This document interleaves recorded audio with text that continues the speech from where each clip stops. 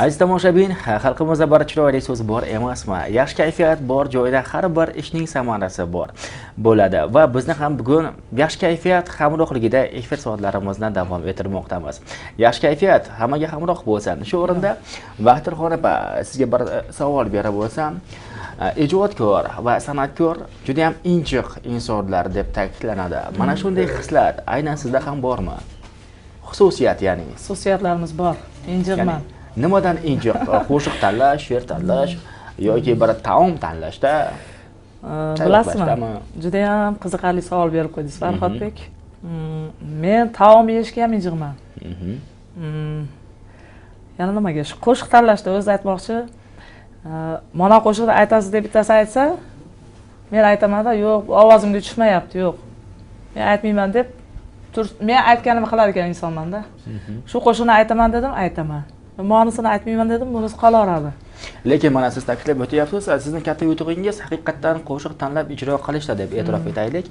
Lekin aynan qo'shiq tanlashda siz so'zni matniga e'tibor berasizmi yoki kuy bunday oddiy chapana so'z bilan aytganda aranjirovkagami? Bilasizmi, ko'proq men jonli tarzda qo'shiq ijro qilganim uchun sozandalarga e'tibor beraman. Aranjirovka ham qildiramiz, lekin shu narsaga ham injiqman-da, o'zingiz aytganingizdek, shu narsaga ham injiqman. Aranjirovchilar ham shu Baxtirxon opa kelmasin shu yerga deydigan bo'lib qolish shekilli deb o'ylayman-da. Bu albatta hazil toifasida. Manaqa san'atkor inson qo'shiqni kamchiligini topmasangiz siz san'atkor bo'la olmaysiz-da. Mana ko'p yerlarda yosh kadrlarimizni ko'rib qolamiz. Bo'lar bo'lmasligi so'zni ham qo'shiq qilgan insonlarni ko'rib qolaman. Men shunga g'azabim qaynaydi. Sababi qani o'zimiz eski qo'shiqlarimiz. Qani mana Fattoxon aka Mamadaliyev, Tavakkal aka Qodirov, mana Munojot Yo'lchiyevalarimiz bor, zo'r san'atkorlar. Ma'murjon Uzoqovlar. Qani shularning san'ati deb o'zimchasiga o'ylanaman-da. Sababi meni o'zimning ijodimda fonogrammam yo'q. Men haqiqatan jonli ijro qilaman. Sabab borimizni ko'rsatishga harakat qilamiz xalqqa. Shu tomon meni shu kaprizning tomonim shu bo'lsa kerak. Va rahmat, albatta mana shu sizning injiqligingiz hozirgi kunga qadar o'z kuchini yo'qotgani yo'q. Shu o'rinda bir savol berib o'tsam sizga. Ya'ni sizni bilamizki, mehnatkash ijodkor va san'atkor ayol deb. Serqirra va maqom yo'nalishi bo'yicha mohir ijrochi. Shu o'rinda yana bir savol, siz ham hech bo'lmasa estrada yo'lida bir marta bo'lsa ham, bir dona bo'lsa ham qo'shiq kuylaganmisiz estrada yo'nalishida? Juda ham qiziqarli savol. Farhodbek, bilasizmi, men ko'proq shu maqom stilida qo'shiq aytganim uchun ko'p xalqimiz, ko'p shinavandlarimiz bu qizni repertuari faqat maqom deb o'ylashardi. Lekin men repertuarimda maqom ham bor, lirika ham bor, yallaviy qo'shiqlarim ham bor. Ko'p ijro qilganman yallaviy qo'shiqlar, lirik qo'shiqlarni ham ijro qilaman, lekin o'zimga yoqadigan tomoni maqom. Maqom yo'nalishini tanlagansiz. Maqom yo'nalishi menga yoqadi. Lekin estrada qo'shiqlaridan qaysi bir qo'shiqlarni ijro qilgansiz agar sir bo'lmasa? Estrada qo'shiqlaridan mana xalqimiz ko'p yerda eshitgan qo'shiqlarimiz, xorazmcha narsalarimiz bor.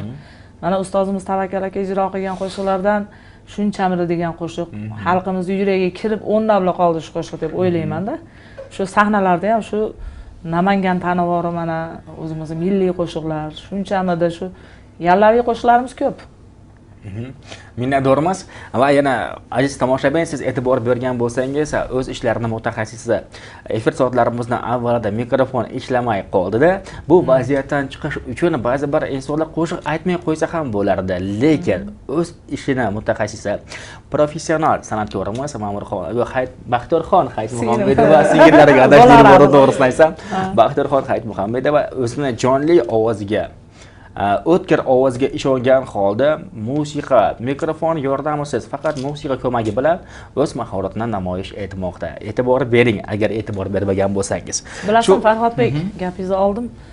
Shu mikrofon ishlamay qo'yishi ham injiqligimdan bo'lsa kerak deb o'ylayman. Albatta, haqiqatan bu biri emas, men bunga yaqqol injiqligingizni men birinchi sizni efirga chaqirganimda yo'q bilganman, to'g'risini aytsam. Bu hech kimsa emas. Va hozirda keling, suhbatimiz juda ham ko'p savollarim bor, lekin asosan biz tomoshabinlar jonli ijro ixlosmandlari, tomoshabinlari. Shu o'rinda navbatdagi taronangiz. Navbatdagi taronamiz hozir aytib o'tdik, maqom yo'nalishi yana. Maqom stilidagi bitta qo'shig'imiz bor. Dugo Husayn. Marhamat aziz tomoshabin, aynan Baxtirxon Hayitmuhammedova tomonidan ijro etilgan navbatdagi jonli ijrodagi ashurlarni tinglashga chorlab qolamiz. Marhamat.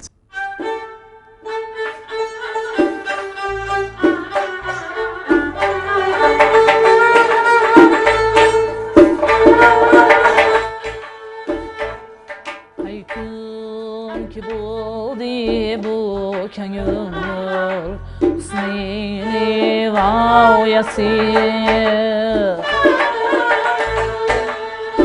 şu gün yazıldı sevgilin levhir savlası rahmet ki bu aziz kengül her kecha qiynalur ey tortarga aslo qolmadi ohilan avlasi atruldusi oqarda bu kun shahri soyidan ey bilmem yuvardı kıştı mı zülfini tavlası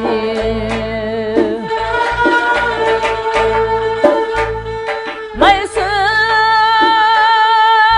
humar manmaya ey sakıya güzel yavrum var mı Keraşme nazik dağav Ful çağrası Hamdem yavrum Yavrum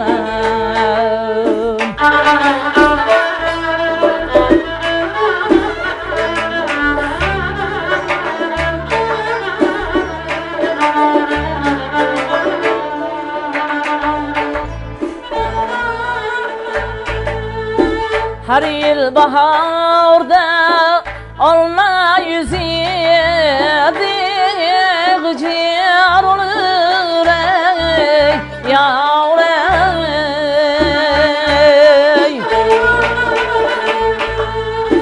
Kaçtı dalaga sahri çemenlerini ayvayası ey yavrum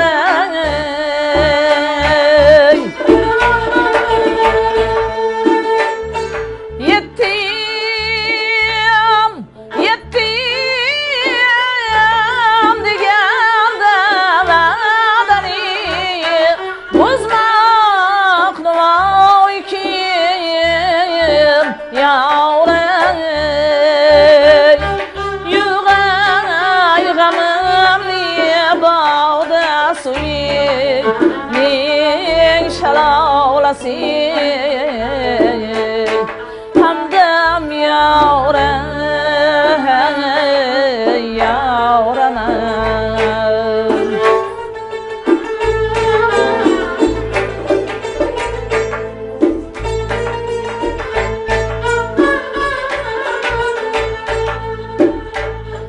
Köylim nar ki kalmadı Sabın sabrdan ey yar ey yar ey yarım yar ey kaldı sana bu tilba gül ning havalası hamdam yavrum yavrum asır balamatan ay yavrum ay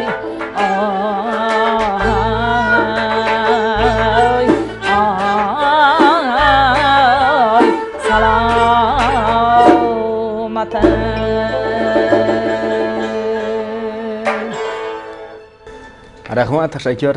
Minnatdorman. Salomat bo'linglar. Va yana bir savol bersam, qarang, savollar bugun ummonga sho'ng'i emas. San'atkor ayolni tarozga o'xshatsak bo'ladi. Sababiki bir pallalarda oila tursa, ikkinchi pallasida esa ijod va san'at.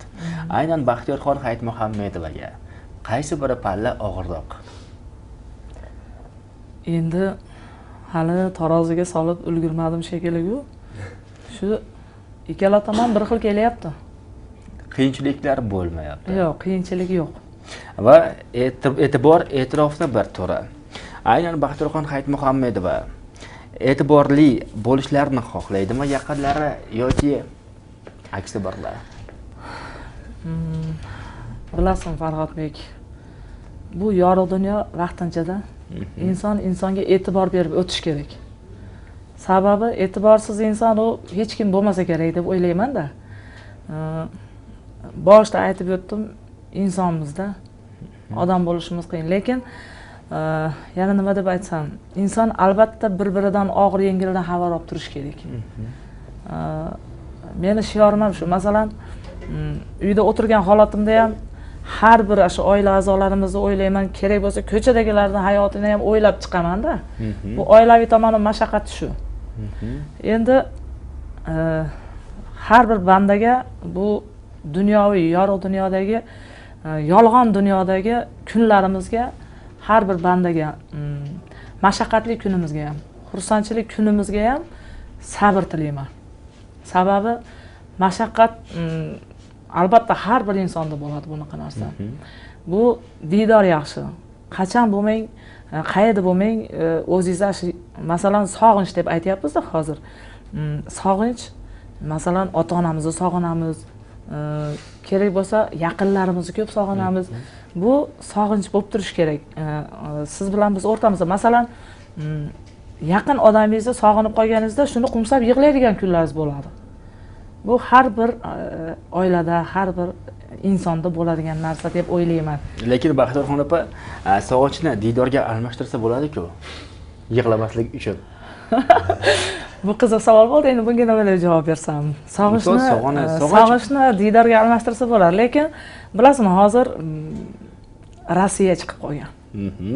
Shu Rossiyaga ketib qolgan odamingizni sog'inib qolsangiz, albatta o'tirib uni o'ylab ko'ziga yosh keladi-da. Shu tezroq kelsa. Lekin buni ham o'zingiz bora olmaysiz, yo kela olmaydi. Buni ham yo'li oson. Ijtimoiy tarmoqlar kundan kunga rivojlanmoqda. Skype degan balo bor bizda, to'g'risini aytsam. Bemalol bir-birini ko'rsa bo'ladi. Shunda sog'inchni diydorga almashsak bo'ladi. Baribir o'zini ko'rib bir diydorlashib boshqacha bo'ladi. To'g'ri aytasiz.